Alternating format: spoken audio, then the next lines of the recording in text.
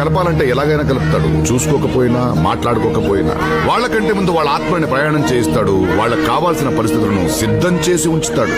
యుగాలెన్ని రాని పోని ముగింపంటూ లేనే లేని అదే మనం కాదా అనని